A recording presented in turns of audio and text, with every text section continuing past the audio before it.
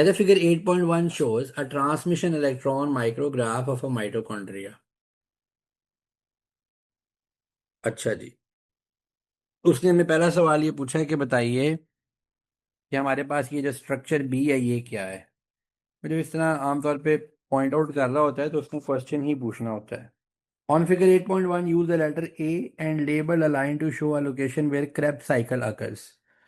तो Krebs cycle कहाँ हो रहा होता है? माइटोकॉन्ड्रियल मैट्रिक्स में हो रहा होता है। और माइटोकॉन्ड्रियल मैट्रिक्स यहाँ कौन सी है? कहीं पर भी आप मैट्रिक्स पे पॉइंट आउट कर दें, दिस इज माइटोकॉन्ड्रियल मैट्रिक्स। ये ए हमारा आंसर लग गया। और बेसिकली ये जो बी पे उसने पॉइंट आउट किया हुआ ये क्रिस्टी है, इंटरनल फोल्ड्स है। और आप जानते हैं कि ये जो क्रिस्टी और ये जो इंटरनल फोल्ड्स हैं, यहाँ पर एक एंजाइम लगा होता है जिसका नाम होता है एटीपी सिंथेज। और वो ATP synthase electron transport chain में जो ऑक्सीडेटिव फॉस्फोरिलेशन के अंदर एनर्जी प्रोड्यूस कर रहा होता है। लेट्स सी के क्वेश्चन क्या है इसका।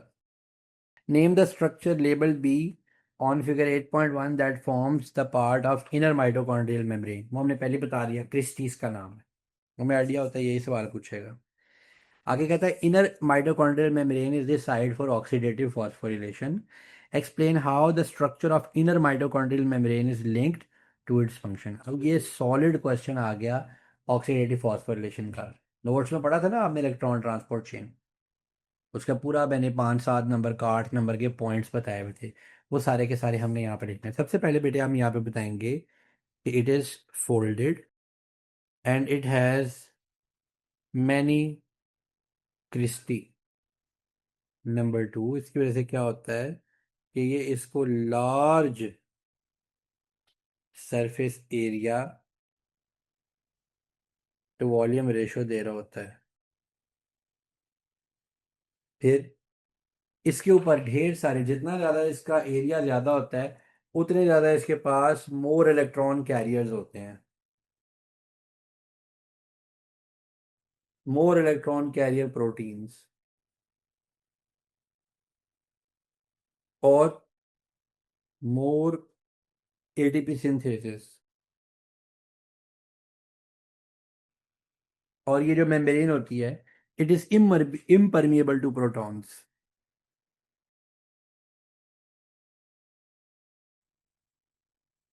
इम्परमिएबल होती है इसलिए प्रोटॉन्स जो है ना वो चैनल प्रोटीन में से गुजरते हैं। अगर परमिएबल होती है तो डायरेक्टली प्रोटॉन का ग्रेडियंट ही ना बन पाता।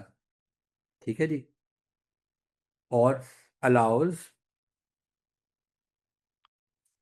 The formation of proton gradient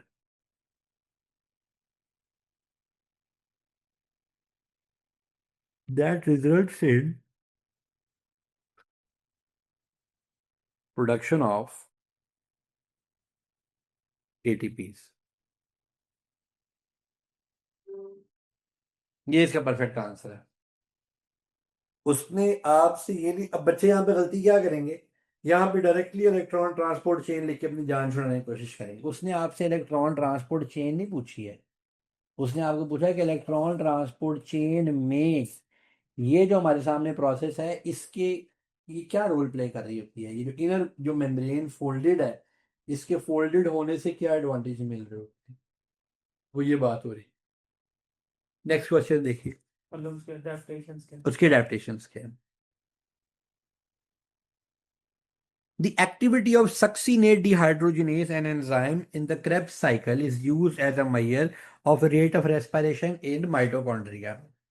The redox reaction catalyzed by succinate dehydrogenase is shown. जरूरी नहीं है आपको सक्सीनेट का पता हो, जरूरी नहीं है आपको सक्सीनेट डिहाइड्रोजिनेज का पता हो। ये वो इंफॉर्मेशन है जो वो आपको दे रहा है। ओके। सक्सीनेट को फ्यूमरेट में कन्वर्ट कर देते हैं और इलेक्ट्रॉन निकल जाता है। कहते हैं activity of succinate dehydrogenase can be measured using a redox indicator.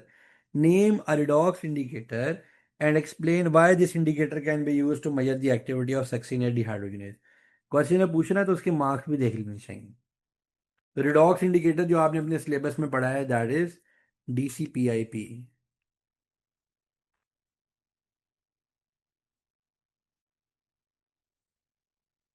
और क्यों यूज कर सकते हैं? Because It changes its color from blue to colorless upon reduction.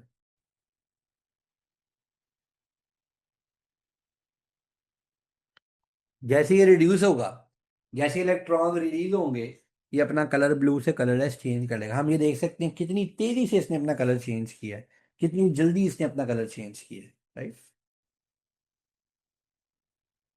तो लंबी स्टेटमेंट थी लेकिन क्वेश्चन छोटा था। जरा स्टेटमेंट को पढ़िए।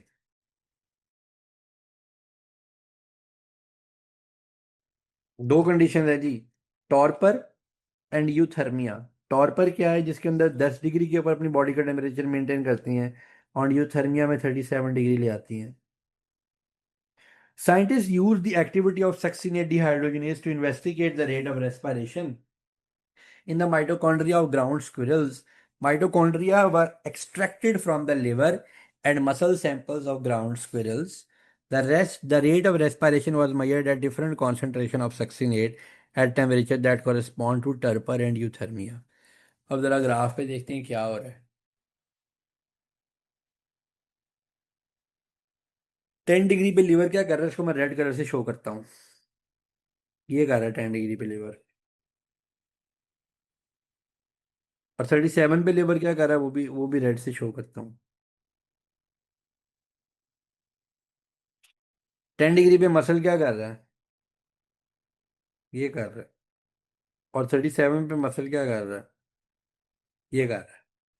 पहले तो जरा आप दोनों मुझे ये बताना कि ग्राफ से आपको समझ क्या आई है। अब्दुल्ला पहले आप बताएं, फिर शहरियार, फिर आप बताइएगा। सर दोबारा बोलिएगा। मैं ये बता रहा हूँ कि जरा ग्राफ को एनालाइज करके मुझे बताएं कि आपको ग्राफ से समझ क्या आ रही है। नहीं सर, नहीं समझ आया। ऊपर की आप जरा स्टेटमेंट समझा दें। आपने गौर नहीं किया। जरा ऊपर स्टेटमेंट तो पढ़े। सर टेम्परेचर डिफरेंस की वजह से वो आ रहा है फर्क। Exactly exactly. कि आप जैसे अब जब आपका टेम्परेचर यूथर्मिया कंडीशन पे जाता है तो वहां पे एक्टिविटी ज्यादा हो जाती है। मसल की एक्टिविटी कितनी ज्यादा हो गई है, लिवर की एक्टिविटी भी हुई है लेकिन बहुत ज्यादा नहीं हुई है। और हाई टेम्परेचर के ऊपर दोनों की एक्टिविटी लेवल हाई है। Okay sir. पहला सवाल तो उसने यही पूछ लिया, डिस्क्राइब द ट्रेंड। उसमें आपने ट्रेंड बताना है, कौन कहाँ पे जा रहा है, कौन कहाँ पे नहीं जा रहा है। फिर उसने कहा है कि एक्सप्लेन करो difference is between rate of respiration between liver at 37 and muscle at 37। Liver और मसल दोनों में इतना फर्क क्यों है 37 के ऊपर? मसल कॉन्ट्रैक्ट और रिलैक्स करता था। मसल की अपनी फिजिकल एक्टिविटी ज्यादा है, और उस फिजिकल एक्टिविटी की वजह से मसल की एनर्जी रिक्वायरमेंट भी ज्यादा है, जिसकी वजह से वहां पर एनर्जी प्रोडक्शन भी ज्यादा हो रही है। ठीक है जी, तो यही पॉइंट है।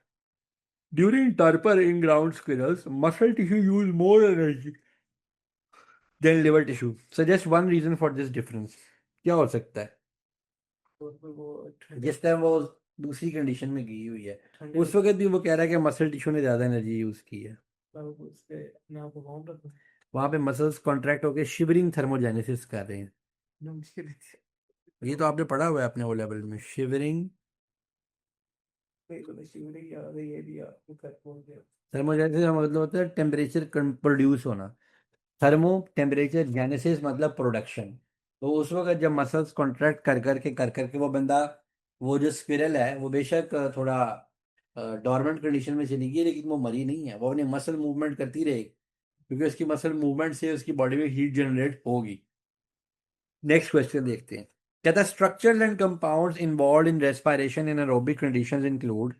ये चलें जी, 5 मिनट दे रहा हूँ, जरा इसको सॉल्व करें, फिर मैं करवाता हूँ।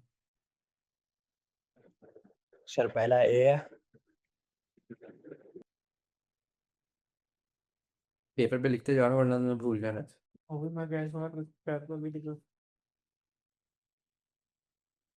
हो गया? हाँ जी अब्दुल्ला, आपका हो गया?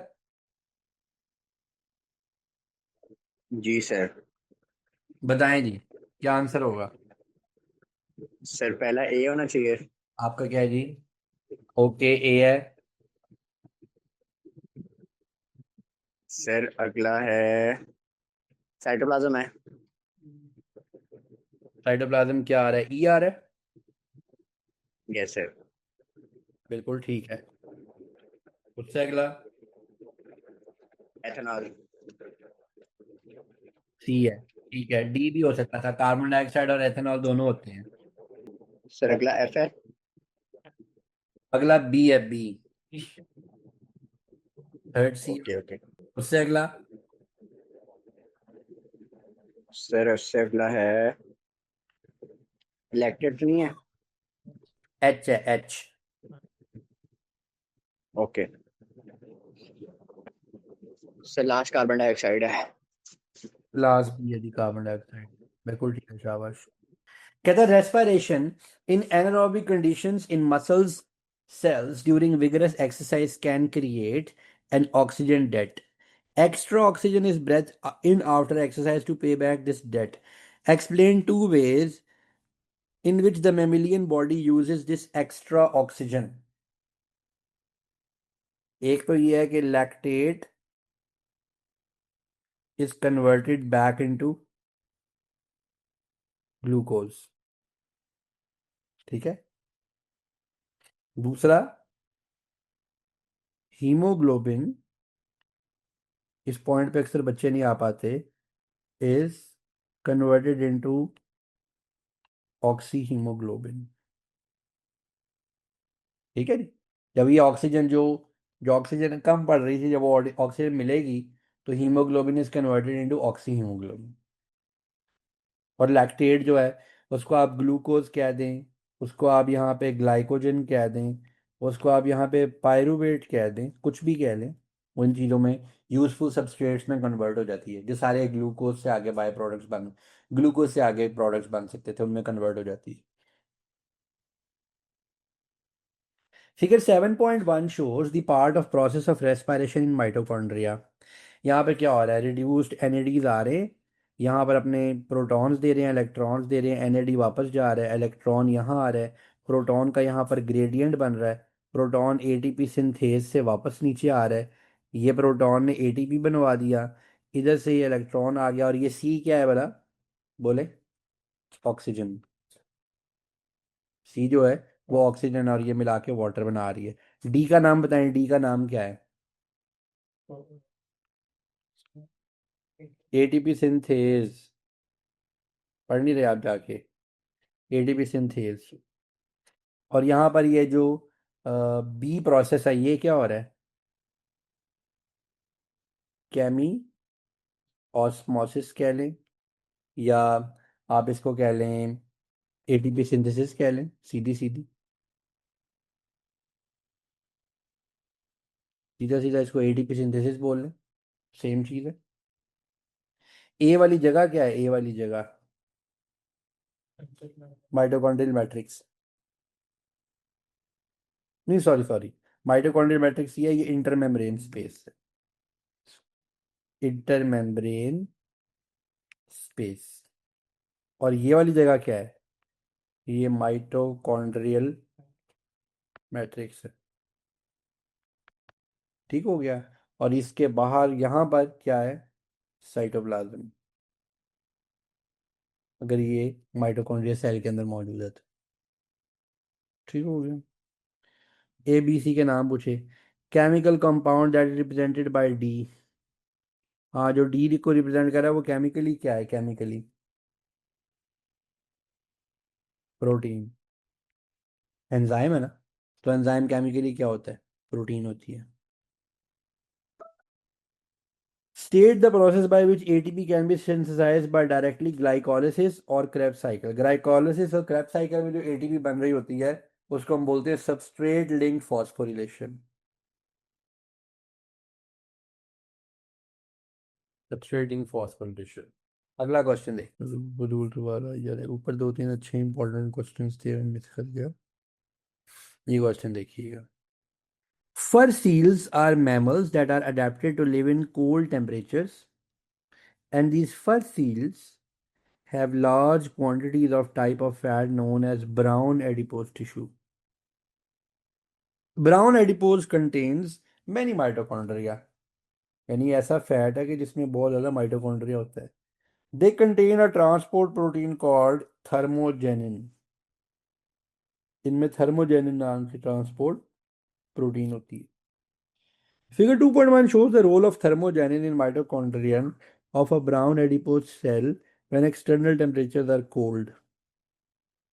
ओके जी, ठीक हो गया। हमें नज़र आ रहा है इलेक्ट्रॉन ट्रांसपोर्ट चेन बन रही है, प्रोटॉन का यहाँ ग्रेडियंट बन रहा है, प्रोटॉन ने वापस आना है, यहाँ पर एटीपी बननी है, मजे आने हैं, ठीक है। अब ये थर्मोजेनिन क्या कर रहा है? थर्मोजेनिन आप देख बताएं मुझे क्या कर रहा है? प्रोटॉन्स को यहाँ से लीक इन करा रहा है, ग्रेडियंट बनने देने में एक हिंड्रेंस पैदा कर रहा है, एक प्रॉब्लम पैदा कर रहा है, ऐसे ही है ना? अच्छा जी। Describe and explain the effect of thermogenin on ATP synthesis. ATP synthesis में वो कह रहा है जी बताओ थर्मोजेनिन का क्या काम करेगा,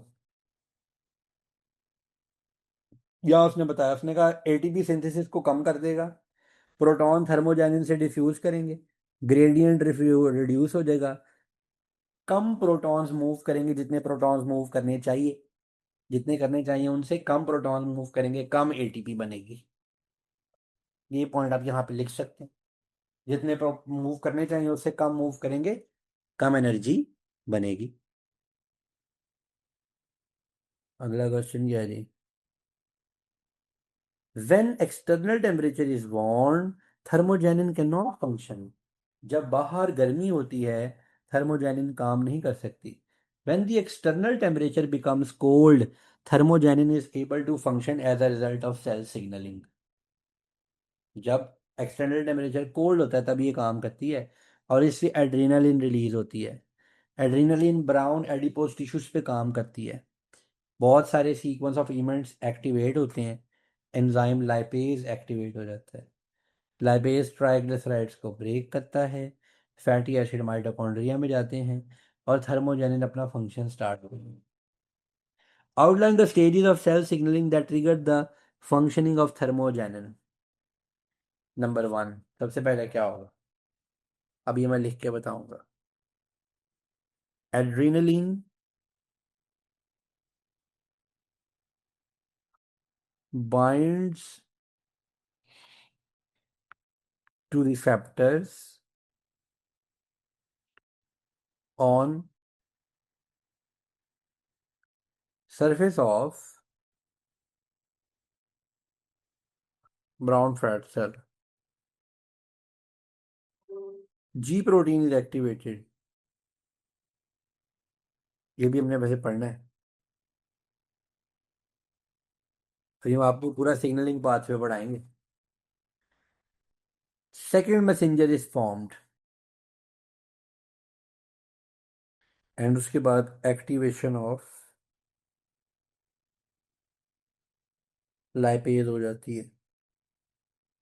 ये भी आपको समझ नहीं आएगा जब हम पढ़ेंगे ना होम्योस्टेसिस, और होम्योस्टेसिस के अंदर जब हम आपको इंसुलिन और ग्लूकागॉन की वर्किंग की डिटेल समझाएंगे, तब आपको के लिए ये बहुत आपको आसान लगने लगेगा। ये बेसिक सा क्वेश्चन है सेल सिग्नलिंग का।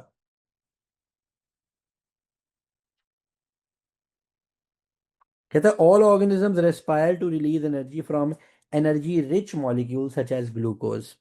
Anabolic reactions use energy, give 2 example of anabolic reaction occurring in living organism. ये तो आप खुद ही बताएं, एनाबॉलिक रिएक्शंस कौन कौन से हो रहे होते हैं? राना साहब आप बताएं जरा। आपका तो मरीम नवाज भी बहुत नाम लेती है राना। बच्चे भूखे नहीं रहने चाहेंगे राना। क्या तभी एक तो वो प्रोडक्शन ऑफ एटीपी में इतनी सारी चीजें कुछ भी बता दे। Production of DNA, production of proteins from polypeptides, protein production of glycogen from glucose, production of fat from fatty acid and glycerol. ये सारा कुछ एनाबॉलिक रिएक्शंस हैं जो कि हो रहे होते हैं। ग्लाइकोलिसिस में एटीपी का रोल उसने कहा डिस्क्राइब भी करें और एक्सप्लेन भी करें। पहले नंबर पे एटीपी क्या करती है? ग्लूकोज को फॉस्फोरिलेट करती है। दूसरे नंबर पे क्या करती है? दोबारा फिर उसके अंदर फॉस्फेट। तीसरे नंबर पे सबस्ट्रेट लिंक्ड फॉस्फोरिलेशन करती है एटीपी। और चौथे नंबर पे फिर एटीपी रिलीज होती है। सबसे पहले ग्लूकोज को अनस्टेबल करने के लिए, जब वो 6 कार्बन कंपाउंड होता है, उसको अनस्टेबल करने के लिए उसमें ऐड की जाती है, वो ग्लूकोज 1,6 बिस फॉस्फेट बन जाता है फिर जो जी। फिर दोबारा ऐड की जाती है, वो टूट के 2 ट्रायोसिस बन जाता है। फिर दोबारा ऐड की जाती है ताकि उसमें से एटीपी को निकाला जा सके। तो नेट गेन ज्यादा होता है और नेट इन्वेस्टमेंट कम होती है।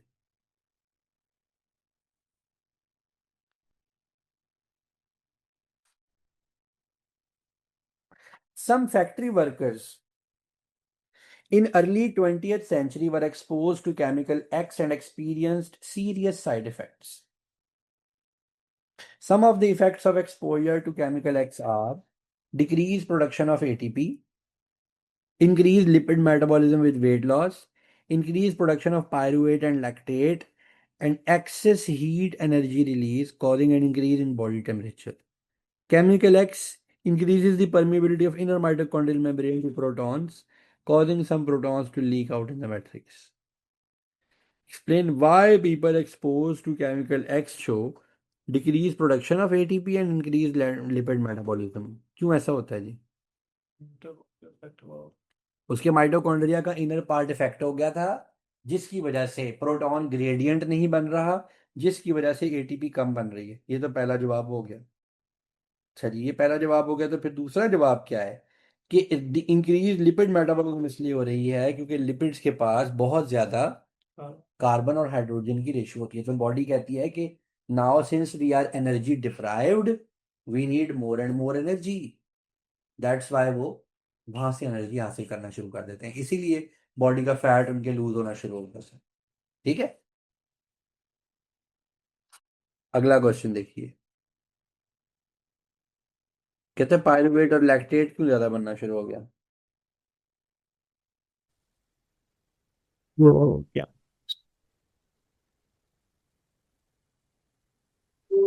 mass production of ATP हो रहा था, फिर पायरुवेट हम्म।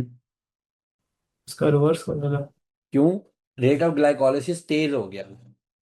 ठीक है, ऑक्सीजन डिक्रीज हो गई, जिसकी वजह से ज्यादा एनारोबिक रेस्पिरेशन और लैक्टेट बनने लगा, और रेट ऑफ ग्लाइकोलिसिस तेज होने की वजह से पायरुवेट पायरुवेट ज्यादा बना तो ज्यादा लैक्टेट बना। जब एनारोबिक रेस्पिरेशन ज्यादा होगी तो पायरुवेट ज्यादा बनेगा। तो कह रहा है हीट क्यों रिलीज हुई? आपकी बॉडी नहीं, वो हीट इसलिए क्योंकि ये पूरे के पूरे प्रोसेस में एटीपी प्रोड्यूस होते हैं और हीट निकलती है। जो मेटाबॉलिक प्रोसेस है, ये सारा हीट इंटेंसिव किस्म का प्रोसेस है।